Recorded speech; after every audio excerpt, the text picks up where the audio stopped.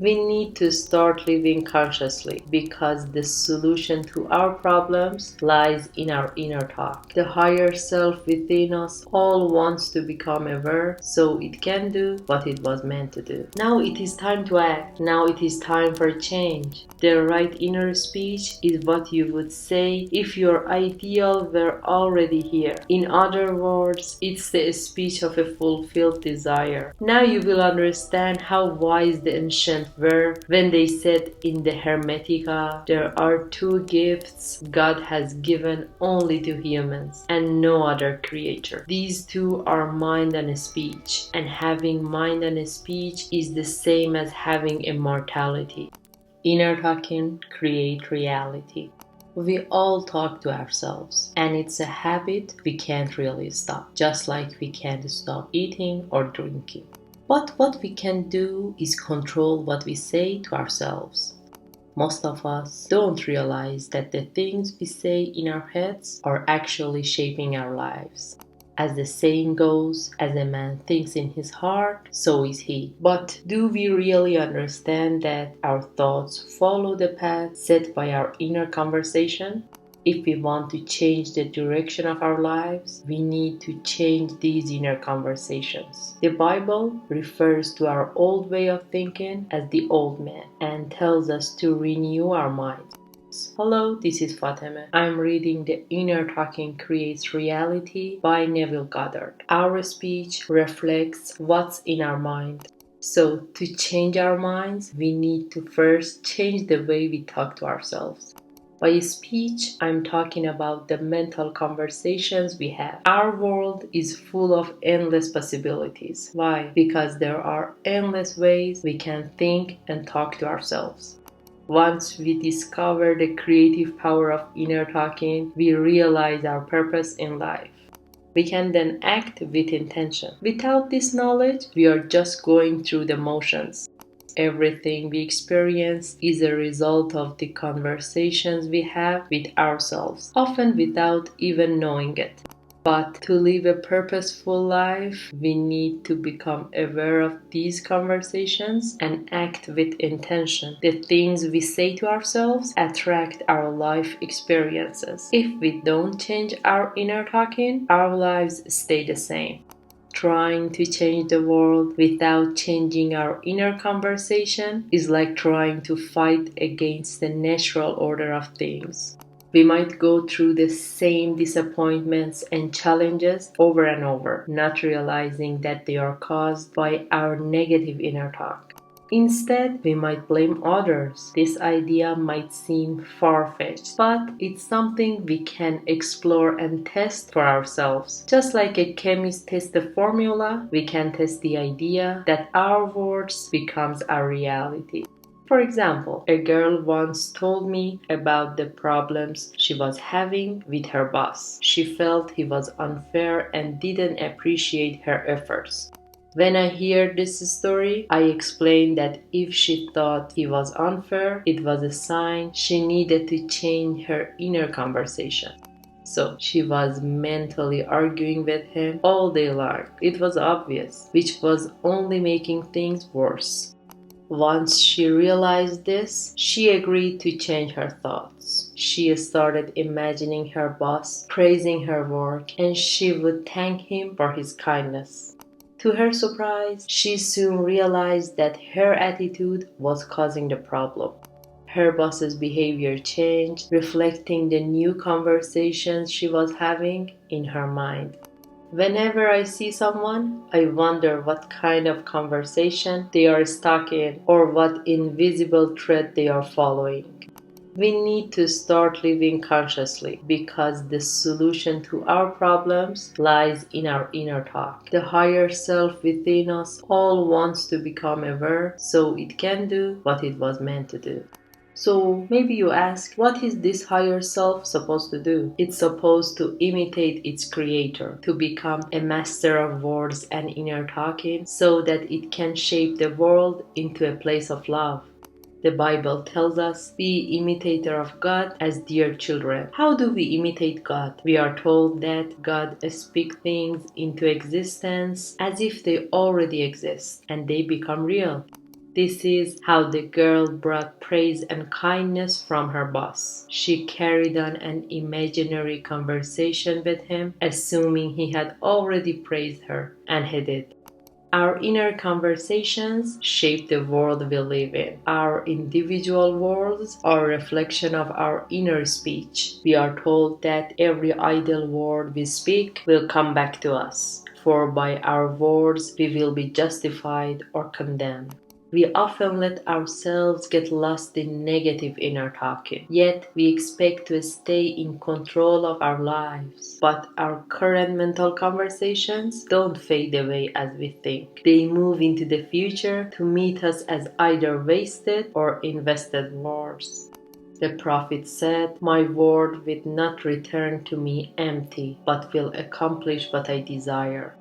Here's another thing. How would I use my words to help my friend? I would imagine hearing his voice, feeling his presence, and placing my hand on him. I would then congratulate him on his good fortune, tell him how great he looks, and listen as though I heard him. He's never felt better.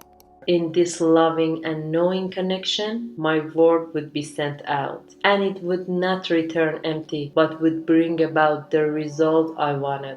Now it is time to act. Now it is time for change. It's only what we do now that counts, even if the effects aren't visible until later. We don't need to shout out loud. Just a strong, focused inner effort is enough. To listen intently as if you heard is to create. To events and relationships in our lives are our words made visible. Most of us block others from being kind and generous by holding on to negative thoughts about them. Our attitudes unfold within us as mental conversations.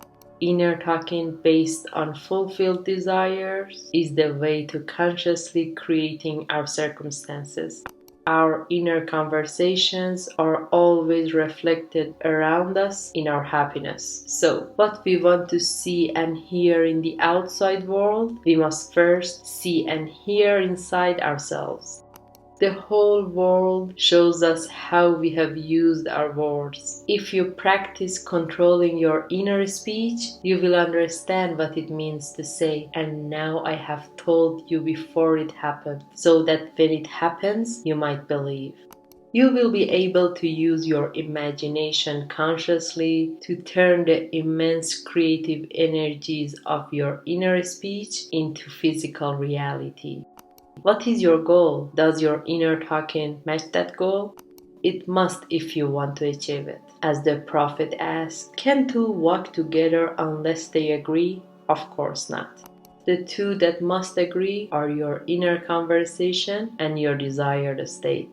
What you want to see and hear in the outside world, you must first see and hear inside yourself. Every step forward we make is through the conscious use of our imagination, aligning our inner speech with our desired outcome. As we control our inner talking to match our fulfilled desires, we can let go of all other methods. Then we simply act with clear imagination and intention. We imagine the wish fulfilled and carry on mental conversations from that point of view.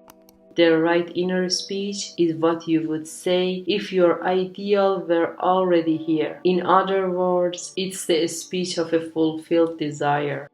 Now you will understand how wise the ancients were when they said in the Hermetica, there are two gifts God has given only to humans and no other creature. These two are mind and speech, and having mind and speech is the same as having immortality. If a person uses these gifts correctly, they will become like the gods. And when they leave their body, mind and speech will guide them to join the gods and the blessed souls. With the gift of mind and speech, you create the conditions and circumstances of your life. In the beginning was the Word, and the Word was with God, and the Word was God. The Word, said Hermes, is the Son, and mind is the Father of the world. They are not separate, because life is the union of Word and mind. You and your inner talking or word are one. If your mind is one with your inner conversation, then to change your mind is to change your conversation. It was a deep insight that led Paul to write, "Put off the old conversation, then old self, which is corrupt, and be renewed in the spirit of your mind. Put on the new self." Putting on the new self and being renewed in the spirit of your mind means changing your inner conversation, because speech and mind are one. A change in speech is a change in mind. The prophet Samuel said, "The Lord spoke through me, and his word was on my tongue." If the Lord's word was on the prophet's tongue, then the Lord's mouth must be the prophet's mind, because inner conversations start in the mind and cause tiny speech movements in the tongue. The prophet is telling us that the mouth of God is the mind of man, and that our inner conversations are the words of God creating life around us as we create it within ourselves. In the Bible, it says that the word is very near to you, in your mouth and in your heart, so you can do it. See, I have set before you today life and good, death and evil, blessing and curses. Choose life. The conditions and circumstances of life are not created by some external power. They come from your freedom to choose, the freedom to choose the ideas you respond to. Now is the time to act. This is the day to be saved. Whatever things are good, think about these things, because your future will be formed by the Word of God, which is your present inner talking. You create your future by your inner conversation. The words were framed by the words of God, which is your inner talking. If you want to succeed, you must think successful thoughts. The idea that starts your inner conversation is the blueprint for your outer world. Your word is a lamp to my feet and a light to my path. Be mindful of your inner conversations and free them from negative thoughts. Your word shape your world. Use it wisely. Thank you so much for being with me today. Happy manifesting and goodbye.